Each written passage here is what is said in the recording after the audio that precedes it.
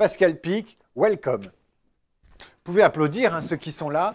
C'est pas tous les jours qu'on a la star Votre science, comment, pour ne pas dire une connerie, votre science c'est quoi? Une paléoanthropologie. Mais elle peut dire des conneries, mais on essaie de faire mieux. Oui, une star de la paléoanthropologie vivante, parce qu'il y a beaucoup de stars de la paléo, de l'époque paléo qui sont mortes il y a des milliers d'années, mais vous avez ce privilège d'être bien vivant. Oui, les fossiles et se fossiliser, ça fait partie un peu du métier malheureusement. Oui. Moi j'ai juste une question, et après vous prenez le large et j'écouterai, comme on écoute les belles histoires au coin du feu. Qu'est-ce qui vous a fait aller vers ce sujet? C'est pas la mode. Me dites pas que c'est la mode. Non. Bon, alors. Non. L'évolution et la femme, on pensait que quand on parlait de l'évolution de l'homme, on parlait aussi de la femme et on s'était trompé visiblement.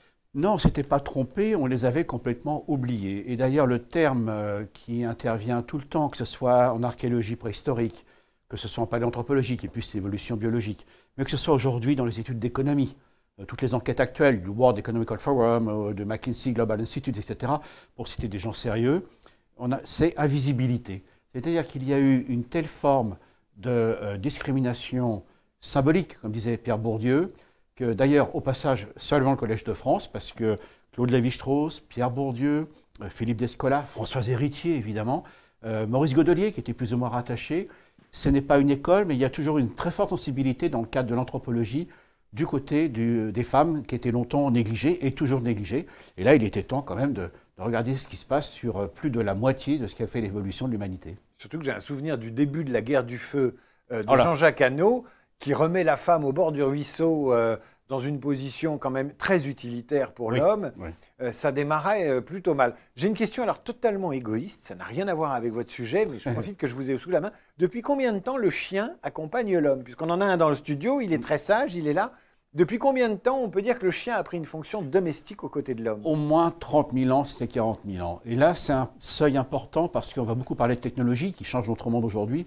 Imaginez le jour où les chiens, enfin les loups, se sont mis avec les hommes. Il n'est pas sûr qu'on les ait domestiqués, parce qu'il y a un avantage, nous sommes très complémentaires.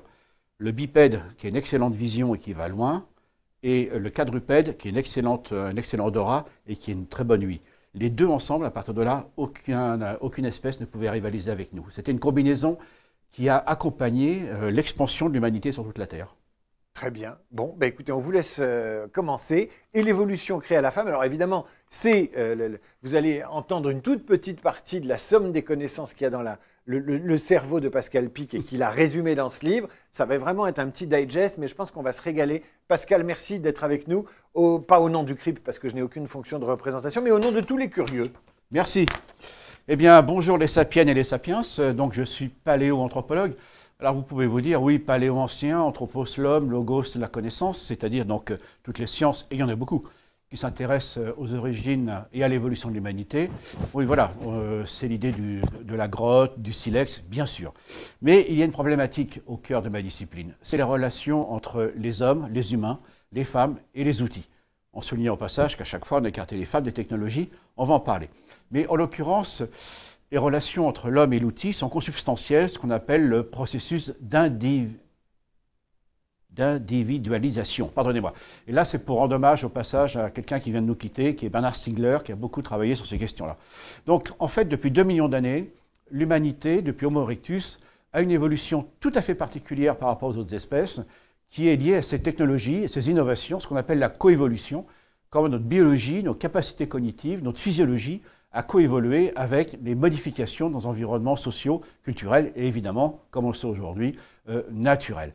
Donc tout ceci continue et en définitive, qu'il s'agisse du feu ou du silex il y a 2 millions d'années ou aujourd'hui, tous ces nouveaux outils, pas tout à fait nouveaux maintenant, on en parle depuis un bout de temps, mais tout ce qui est intelligence artificielle, le cloud et bien sûr les smartphones et tout cela, ce sont les mêmes problématiques d'anthropologie auxquelles nous sommes confrontés.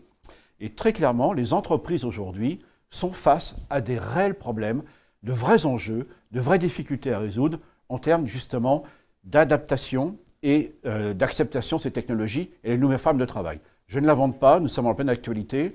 Là, nous sommes évidemment en téléconférence, merci aux technologies, mais en l'occurrence, le télétravail aujourd'hui est un enjeu absolument considérable qui a été abordé de manière un peu brutale en raison des urgences, mais que maintenant il va falloir intégrer. Et je dois dire qu'en tant qu'anthropologue, Et je suis un petit peu surpris de la manière dont les enquêtes récentes, notamment du Boston Consulting Group et de l'Association française des directeurs et directrices des ressources humaines, la NDRH, envisagent ces questions-là, non pas eux, mais comment les enquêtes font émerger des défaillances anthropologiques majeures qui risquent de nuire demain au travail et on le verra aussi à la position des femmes dans la société qui vient, bien sûr, c'est toujours en moyenne.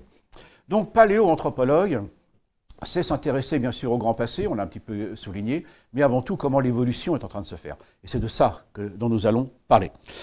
La crise de la Covid-19, donc on dit la Covid-19 comme vous le savez, a été un élément extrêmement violent qui a montré comment là où nos sociétés étaient faibles, elles ont été considérablement impactées, et là où les sociétés avaient quelques qualités ou quelques plus d'égalité, plus d'éthique, eh bien, ont mieux résisté. Regardez, comparez la situation de l'Europe, durement frappée, et celle de l'Amérique du Nord, comme celle, enfin, sauf le Canada, comme celle, évidemment, du Brésil. En définitive, la Covid-19 est tout simplement le meilleur exemple qu'on pourrait donner, dramatique, je vous l'accorde, sur ce qu'est la sélection naturelle. La sélection naturelle n'est pas la loi du plus fort. Oubliez toutes ces bêtises. Ça veut dire quoi? Qu'elle va frapper là où il y a des faiblesses et qu'elle va favoriser là où il y a des avantages. Donc sélection, ça ne veut pas dire éliminer. Sélection, ça ne veut pas dire créer. Et c'est pour ça que la période dans laquelle nous sommes aujourd'hui est importante, parce que ce facteur exogène qui est en train de frapper nos sociétés et nos entreprises est celui qui va mettre en exergue les problèmes, mais également, on l'espère en tout cas, quand on parle du monde de demain, qui va permettre de sélectionner, de favoriser les bonnes solutions qui étaient déjà émergentes. Ça, c'est le premier point important. Dans l'évolution, la sélection naturelle ne crée pas, elle favorise ou élimine les solutions qui deviennent plus avantageuses ou moins avantageuses. Donc la bonne nouvelle, c'est qu'on n'a pas à créer, les solutions sont là, mais comment allons-nous faire pour effectivement transformer nos entreprises et transformer nos sociétés? En ce qui concerne les avancées du côté des femmes, là je me reporte, et c'est en ligne, hein, je vous donne les références, le McKinsey Global Institute. Ils font depuis 2015 des enquêtes absolument remarquables, très fouillées, d'une très grande qualité anthropologique, sur justement les égalités ou inégalités, elles sont plus fréquentes, entre les femmes et les hommes. Et depuis 2015, il y avait une amélioration qui était très claire. Mais en l'occurrence, la crise de la Covid-19 nous renvoie à nos défauts, et de ce fait, on s'aperçoit que ces acquis qui étaient substantiels, qui avançaient, qui se consolidaient, aujourd'hui sont fragilisés. Et derrière cela, évidemment, le télétravail risque de jouer un problème. C'est ce que j'appelle le syndrome de la machine Singer. Alors pour les plus jeunes, on ne savait pas ce que c'est. La machine Singer, c'est une machine à coudre mécanique. Moi, j'ai connu ça, ma maman en avait une, ma grand-mère aussi. Lucie, je ne pense pas. Mais en l'occurrence, au XIXe siècle. Le XIXe siècle a été un siècle extrêmement coercitif et discriminant vis-à-vis des femmes, discriminatoire, pardon. Et il y avait toujours des questions, des débats de société. Est-ce que les femmes peuvent travailler en usine ou dans le secteur tertiaire, qui va les sauver d'ailleurs en partie? Eh bien, curieusement, il y avait beaucoup d'opposition de la société, ça c'est pas la surprise, mais les syndicats ouvriers, Proudhon, étaient à l'encontre justement de ce rôle des femmes dans l'économie, dans les usines essentiellement, et viendra après le secteur tertiaire à la fin du XXe siècle. Eh bien, justement, la machine Singer arrive et on dit aux femmes, ben allez, travaillez à la maison. Et là, en l'occurrence, ça sert la coercition masculine et la discrimination envers les femmes, puisque ça veut dire quoi? Les femmes travaillent chez elles sont soumises à des tâches de plus en plus exigeantes, elles sont soumises également à des rentabilités ou des rendements qui sont difficiles à tenir. En plus, elles sont à la maison, en plus, il y a les enfants. Et vous ajoutez à tout cela le fait, comme elles sont isolées, elles ne peuvent pas se coaliser. Donc elles ne peuvent pas se réunir le soir, elles ne peuvent pas mener des actions collectives, et de ce fait, elles ont toujours la double peine de leur travail et celui donc des tâches domestiques et autour des enfants. Et tout ça en même temps, évidemment, on le sait, la crise de la Covid-19 a montré que les femmes avaient beaucoup plus de difficultés par rapport, non pas à répondre, mais on leur mettait beaucoup plus de pression que sur les hommes par rapport à cela. Et là, il est clair que ce sont des questions d'anthropologie auxquelles il va falloir répondre. Alors maintenant, quelles sont les transformations auxquelles on a affaire? Il est très clair que si une entreprise aborde les transformations numériques, notamment autour de l'intelligence artificielle, le cloud computing, et là aussi on n'en parle pas assez des assistants vocaux qui jouent un rôle extrêmement important maintenant, si ces entreprises le font avec le seul objectif D'une part, de réduire les surfaces de bureaux. Ça coûte cher. Vous avez une photo de Paris derrière moi. Là, nous sommes également à Paris. Donc, le mètre carré coûte cher. Deuxièmement, si c'est motivé par des raisons qui sont tout à fait défendables, limiter le temps de transport, limiter les pollutions. Oui, très bien, ce qu'on appelle les collatéralités. Maintenant, si c'est aussi motivé par le fait, je préfère travailler à la maison plutôt que d'aller voir mes collègues ou de me déplacer. Dès qu'on met en place une politique de transformation numérique qui n'est motivée que par la réduction des coûts, vous pouvez être sûr que vous allez vous casser la figure. Et les dernières études que j'ai pu consulter sont très claires. Aujourd'hui, ce qui consistait à réduire les coûts, parce que bien sûr ça fait partie des enjeux des entreprises, réduire les coûts, on arrive quasiment au maximum. C'est-à-dire qu'aujourd'hui, ces nouvelles technologies telles qu'employées ont permis de réduire les coûts, certes, mais ça va être difficile de faire beaucoup mieux, même si ça avait un peu sacramenté. Le vrai enjeu aujourd'hui, c'est comment mettre en place des politiques de revenus, de nouvelles façons de créer de la richesse et des revenus pour les entreprises. Et là, ça nécessite évidemment des stratégies radicalement différentes. Je reviens sur le télétravail. Si vous faites du télétravail, ou développez du télétravail avec la seule ambition de limiter les coûts et simplement de trouver que les machines sont très utiles sur certaines tâches parce que plus rentables, ça veut dire quoi? Que vous ne transformez pas vos entreprises. Vous êtes tout simplement dans l'attitude de la rendre un peu plus rentable, mais vous ne changez pas votre modèle. Et à partir de là, ça va poser énormément de difficultés parce que vous n'allez pas résister face aux entreprises qui, elles, ont adopté des stratégies radicalement différentes. Et c'est là que l'anthropologie intervient. Pour une transformation numérique des entreprises, il faut d'abord de l'éducation. Si on impose une transformation numérique, notamment avec l'usage des différentes formes d'intelligence artificielle, je précise au pluriel, ce sont les intelligences artificielles, donc il faut savoir les différentes catégories, ce qu'elles peuvent faire ou pas faire, ce qui souvent n'est pas le cas. Et je dois dire que, justement, les anthropologues s'intéressent à cette question. On parle maintenant d'anthropologie digitale. Pourquoi? Parce que qu'est-ce que j'entends partout? Ah oui, l'intelligence artificielle va nous remplacer. Non. Et j'entends, ah oui, l'intelligence artificielle n'existe pas. Ah. Donc voilà, parce qu'il n'y a pas d'émotion. On s'en fout, elles ne sont pas faites pour ça. Les machines sont faites, peuvent reconnaître nos émotions, mais n'ont pas d'émotion. Est-ce que ça change le fait qu'elles peuvent être utiles sur ces questions-là? Demandez aux services de sécurité, ils savent très bien les utiliser. Donc il faut sortir du débat cartésien, pardonnez-moi, qui a tendance à opposer l'intelligence humaine avec les autres formes d'intelligence. Il y a en fait des tas d'intelligence, et nous-mêmes, nous sommes confrontés, même si nous sommes soi-disant les plus intelligents de la création ou de l'évolution, confrontés à ces enjeux considérables sur le plan cognitif. Comment nous allons avoir de nouvelles formes d'organisation des entreprises, du travail, de la société. C'est déjà commencé avec nos intelligences personnelles, collectives, avec les intelligences des machines et les intelligences hybrides homme-machine. C'est ça qui est en train de changer. Et donc à partir de là, il faut envisager une référence écosystémique. D'où le titre qui vous a été donné sur cette conférence, pour une anthropologie des intelligences. En fait, plus il y a d'intelligence autour de nous, plus on est intelligent. Moins on est intelligent, plus on trouve les animaux stupides, on a parlé des chiens, plus vous serez stupide. Plus vous trouvez les machines stupides, plus vous serez stupide. Hein? La meilleure façon d'aborder le monde d'aujourd'hui, ce n'est pas en infériorisant les autres, en négligeant leurs intelligences ou leurs aptitudes. C'est vraiment en faire un atout pour augmenter nos capacités cognitives, nos capacités d'apprentissage professionnel ou de travail. Voilà, intelligence augmentée. Le terme est courant, mais là, en l'occurrence, nous y sommes. Maintenant, pardon de vous interrompre. Oui. Les réseaux sociaux, qui sont quand même une immense machine à dire que l'autre est un con, voilà. Est-ce que ça ne va pas produire une rupture dans l'évolution? Si, alors justement, j'allais y venir. Merci d'anticiper, David. On va voir comment les exemples en ethnographie, c'est-à-dire les autres peuples, peuvent répondre à des enjeux de société, notamment autour des nouvelles formes de travail. C'est-à-dire que les réseaux, voilà, c'est à double facette. Hein. Il y a la manière de déstructurer nos relations sociales. Par exemple, je ne pensais pas l'évoquer maintenant, mais la leçon de la Covid-19 et du confinement, c'était quoi? D'un côté, vous avez eu des personnes qui se sont dit « nous sommes obligés d'être ensemble d'une manière physique. Comment est capable de sortir de notre bulle, surtout si on est dans un petit appartement parisien, c'est-à-dire d'être connecté avec les autres ?» Là, ça a permis, évidemment, on a trouvé il y a eu les apéritifs en ligne, il y a eu des tas de choses qui se sont faites, le télétravail aussi, j'en ai parlé.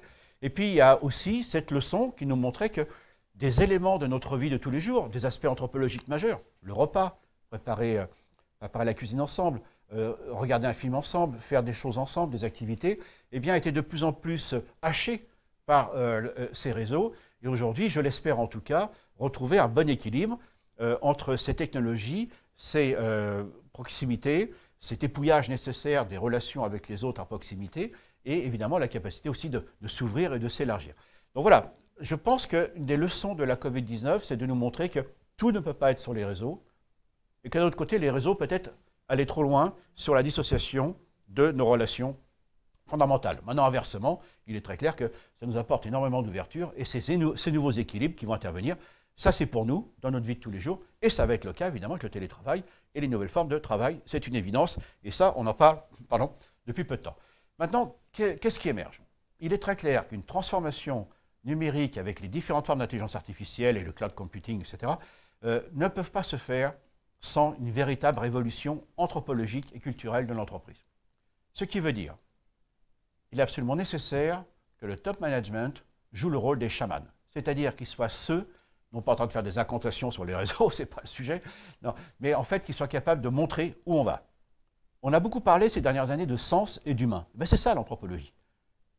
Comment allons-nous faire ces transformations et comment le top management et les managers vont être impliqués dans cette nouvelle forme de mise en place, une nouvelle forme de travail.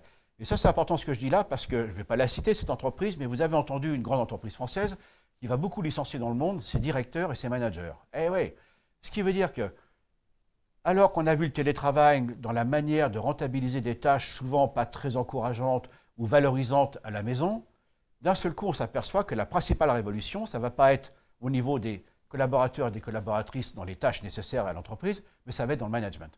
Nous sommes justement au seuil d'une révolution managériale absolument importante qui, plutôt que d'être basée sur le contrôle et la défiance, va être basée sur la confiance et de nouvelles formes d'évaluation.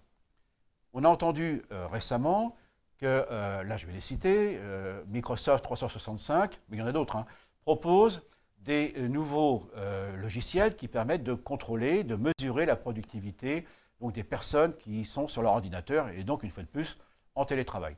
D'après un institut de recherche récent, le ICG, eh bien, il est très clair que depuis 2 ans maintenant, mais ça s'est accéléré avec la Covid-19, il y a une commande et une demande multipliée par 50 des logiciels de contrôle. On connaissait ça pour les claviers, mais c'est pareil pour les caméras, les photos, etc. Ce qui pose énormément de problèmes, évidemment, d'éthique et de droit du travail. Je ne suis pas sûr, même si c'est en partie nécessaire, dans certaines situations, que ce soit la bonne solution par rapport à ça.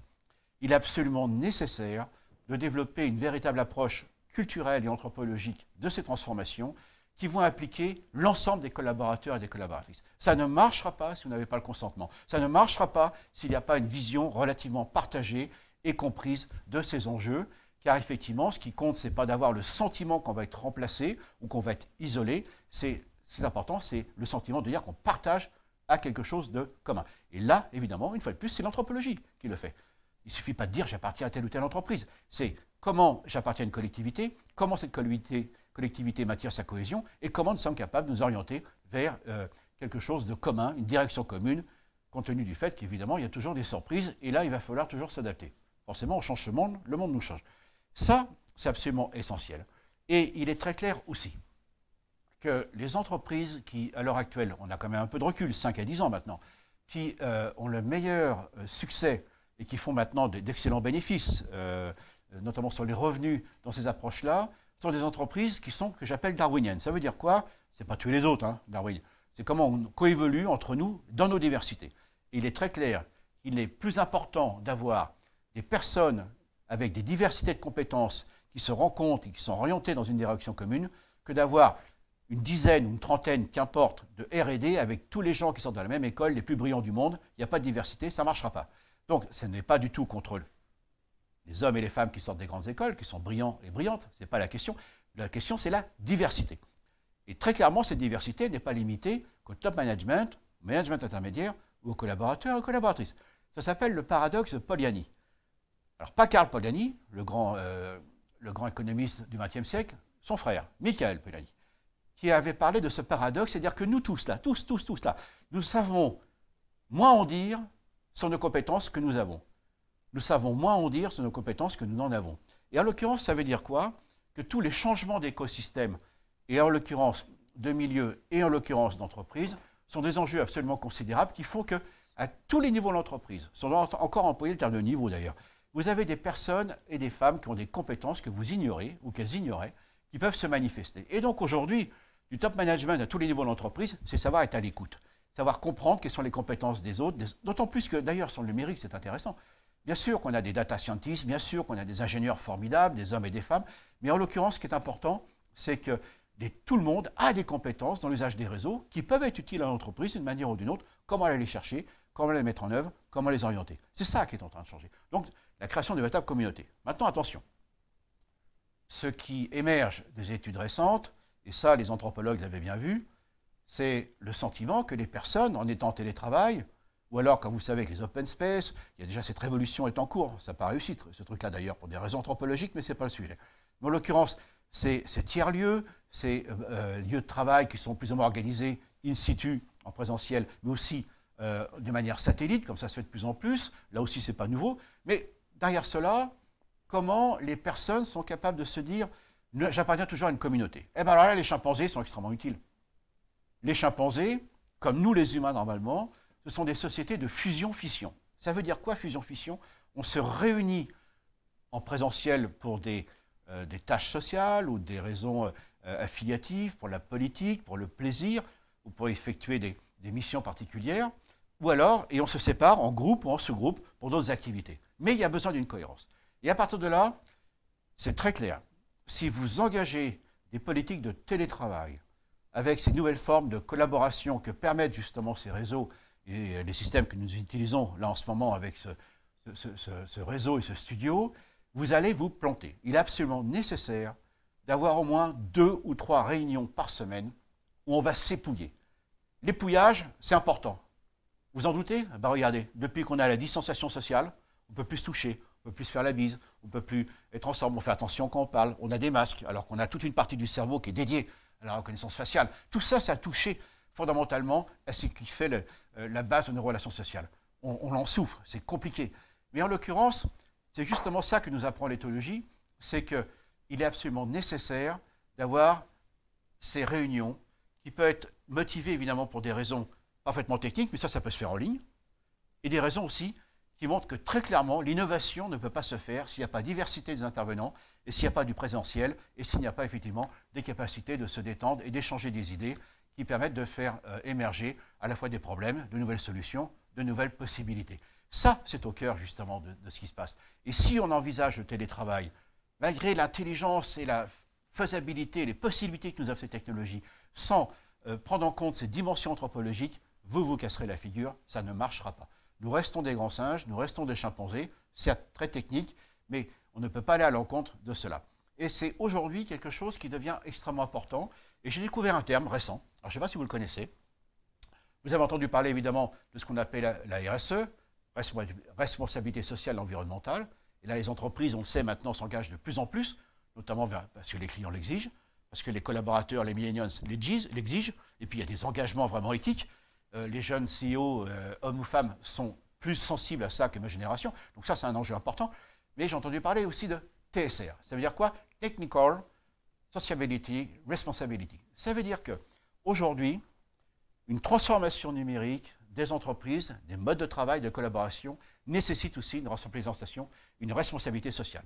Et justement, c'est ce qui émerge de quelques travaux récents, notamment du World Economic Forum, pardon, c'est pas pour frimer, mais quand même pour montrer que je ne suis pas que dans mes fossiles et dans mes silex, c'est que très clairement, aujourd'hui, il est tout à fait évident que, par exemple, sur le télétravail, et notamment pour les femmes, qui déjà, je le rappelle, sont plus déjà dans le travail partiel, sont plus également tendance à être sur des tâches que l'on dédie à distance, et avec le risque d'isolement qu'on a évoqué tout à l'heure, qui est un risque psychologique, et avec les risques de burn-out, enfin tout ça, ça va très mal si on ne fait pas attention. Mais en tout cas, ça veut dire quoi?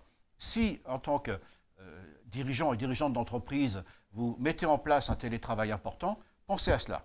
Vous avez une responsabilité sociale avec le fait qu'il faut que vos collaborateurs et collaboratrices aient les matériels nécessaires et adéquats, avec les logiciels, les connectivités nécessaires, ce qui n'est pas le cas partout. Et oui, il faut investir.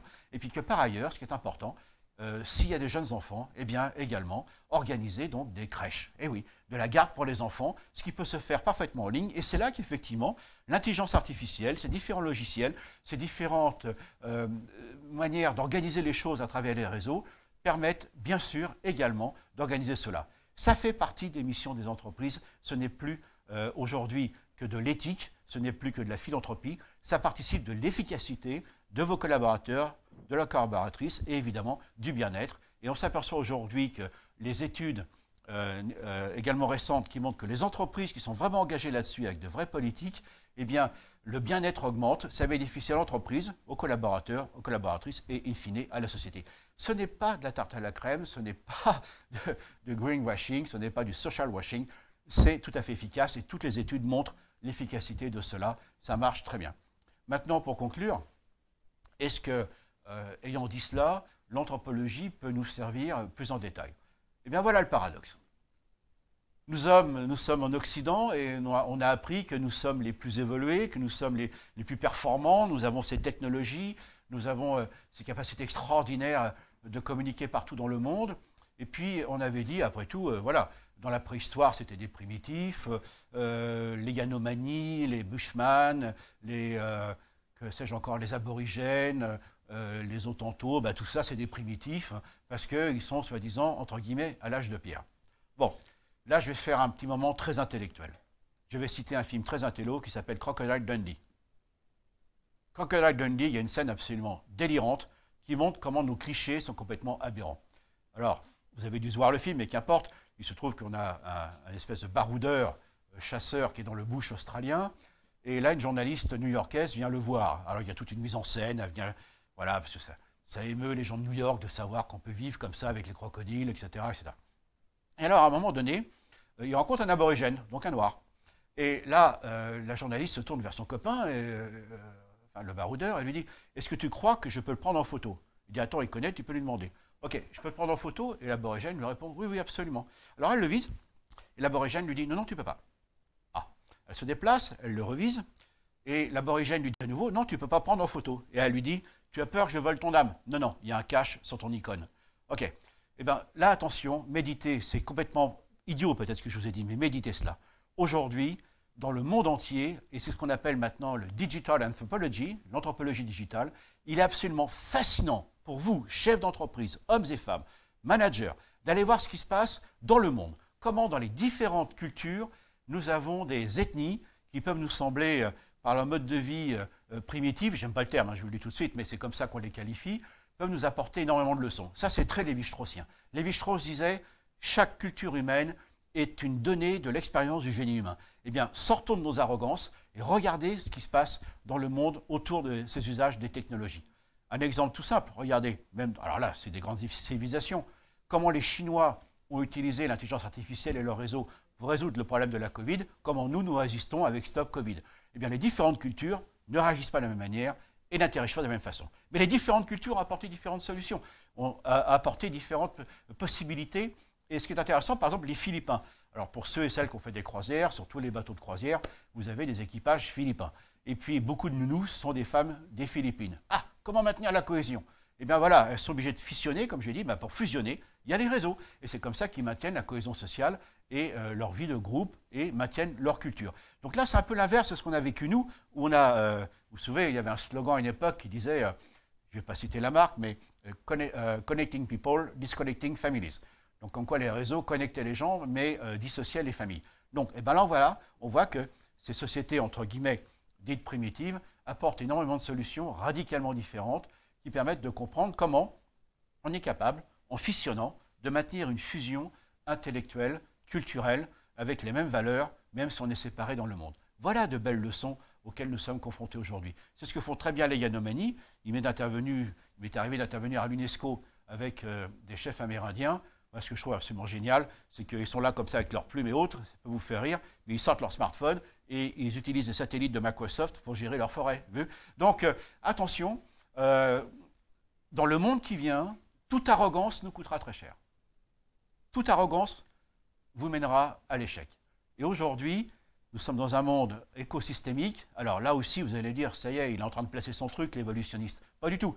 Le terme d'écosystème, c'est pas récent dans le monde économique et social, mais c'est le terme majeur qui est sorti du World Economic Forum, donc Davos, en janvier 2019. Il est très clair qu'aujourd'hui, les enjeux majeurs des transformations auxquelles nous sommes confrontés, qui étaient déjà amorcés avec les différentes formes d'intelligence artificielle, Hein. Les métiers ne vont pas disparaître. Hein. Méfiez-vous des gens qui font la prospective. Vous vous souvenez, hein, il y a 25 ans, Jamie Rifkin disait c'est la fin du travail. On n'a jamais autant bossé, on n'a jamais autant de boulot. Hein. Les prospectivistes, bon, faites attention. La question, ce n'est pas les métiers, c'est les tâches.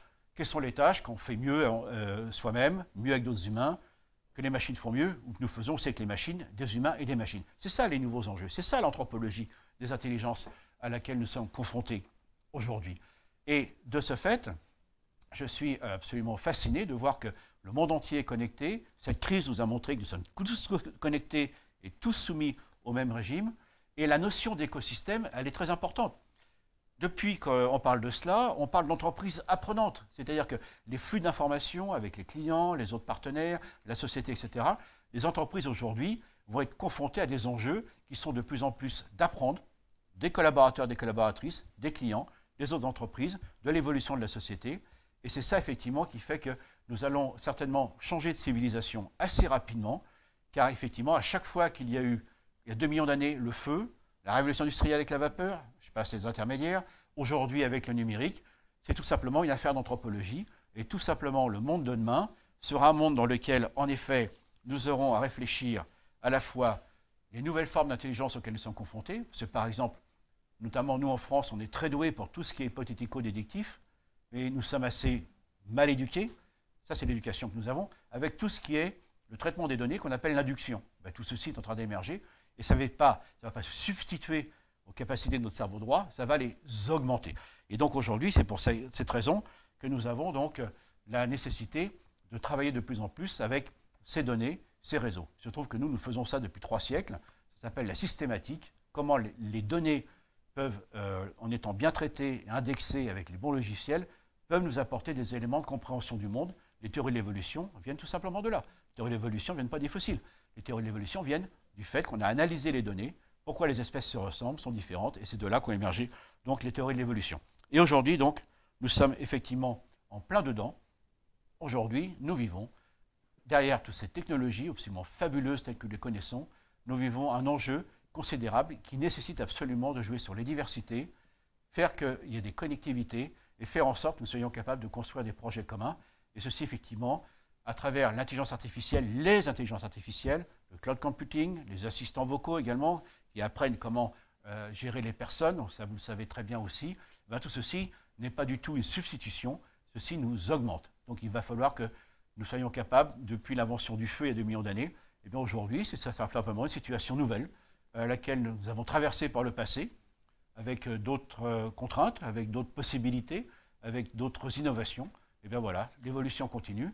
Et demain, effectivement, je pense que l'enjeu considérable, et merci de cette invitation de la part des organisateurs et organisatrices, c'est qu'avant tout, effectivement, les transformations auxquelles nous sommes confrontés, dictées par les nouveaux enjeux du numérique, c'est avant tout aussi une révolution anthropologique dont nous devons être les acteurs. Et je vous remercie.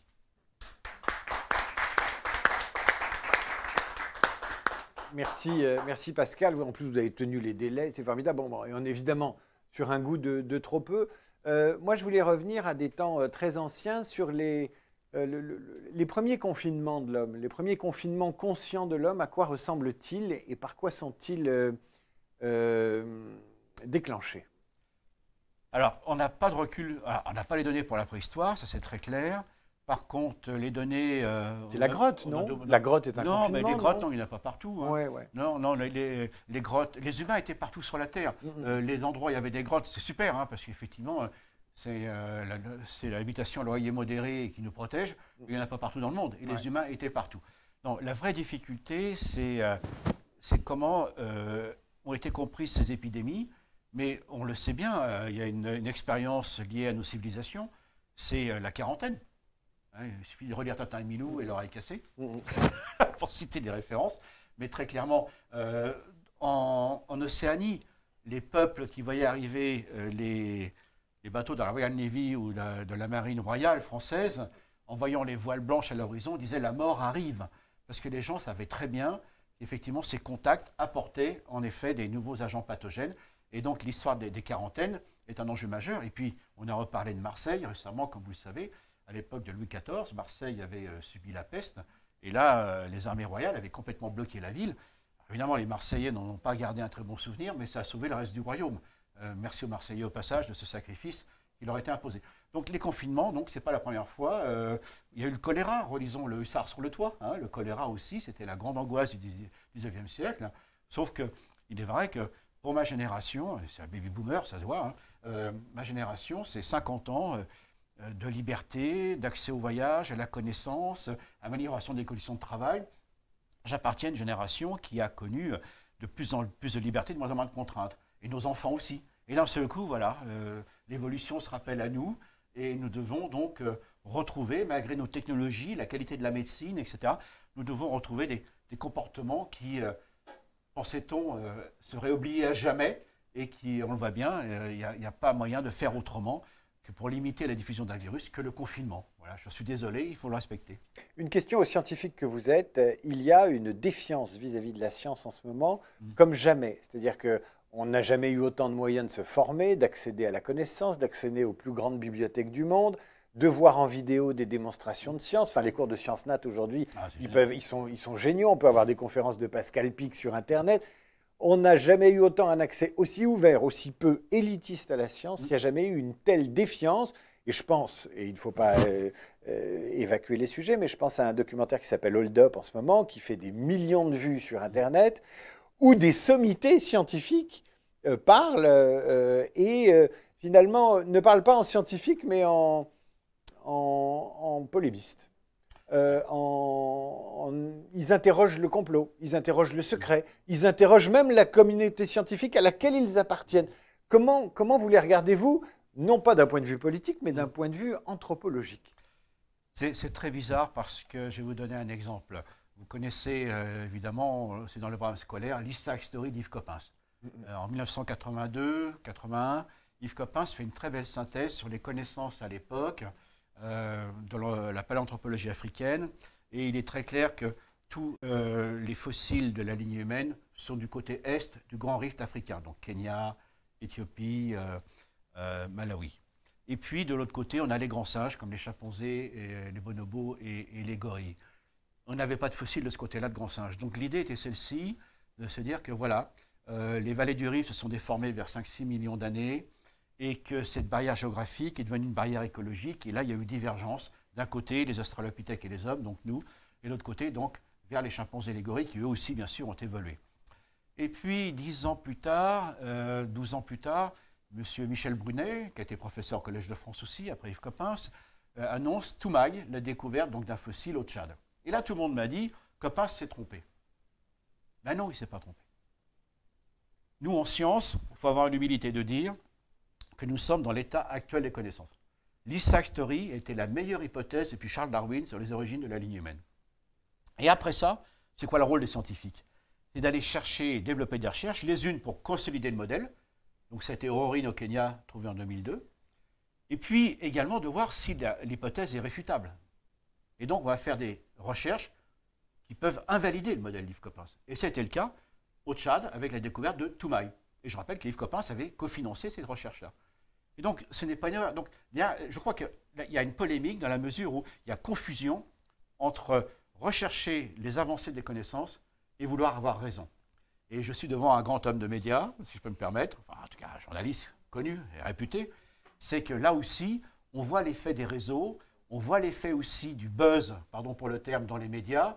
On préfère citer certaines personnes, notamment du côté de Marseille, dont j'ai parlé, qui savent très bien utiliser les réseaux et les médias, dont on a beaucoup parlé, sans parler du reste de la communauté scientifique. Même le président de la République, j'étais, je veux dire, très choqué, qui rende visite à ce personnage, plutôt que d'aller à l'Institut Pasteur ou dans les hôpitaux où il y avait de vrais enjeux. Et là, effectivement, on voit que les réseaux, les médias, le fait d'avoir la capacité d'avoir des laxes ou de rebondir, fait qu'en définitive, il y a une perte du comportement éthique, me semble-t-il, des chercheurs et des scientifiques qui, malheureusement, vont y perdre. Et la science n'y gagne pas par rapport à ça. Donc, il y a un véritable impératif éthique, à nouveau, à rappeler dans le monde des sciences, même par rapport aux médias. Ça fait très longtemps que je suis, vous le savez, avec les médias.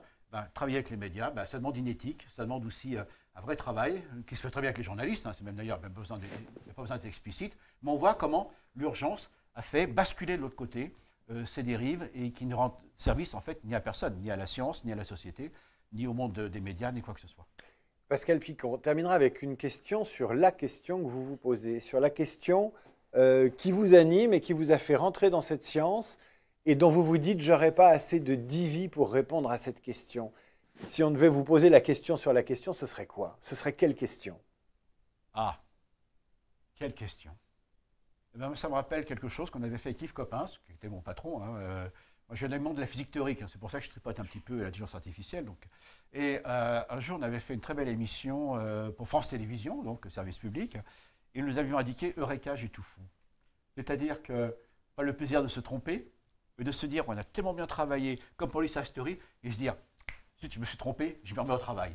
Et donc, c'est comme ça que Victor Hugo disait « La science a inventé le mouvement perpétuel ». C'est merveilleux, la science, pour ça. Donc vous attendez de vous tromper, quoi. Ben, c'est-à-dire que le jour où on ne s'en prend pas, ça sera fini. Pascal Pic, merci à vous. Je rappelle à ceux qui nous regardent. Et l'évolution créée à la femme, vous voyez qu'il nous en a dit qu'un tout petit morceau, parce qu'il y avait tellement de sujets à balayer pour cette journée organisée par le CRIP. Merci mille fois, les organisateurs étaient ravis de vous avoir. Vous revenez quand vous voulez, évidemment. Avec bonheur. Pascal Pic, bon vent, David. À bientôt.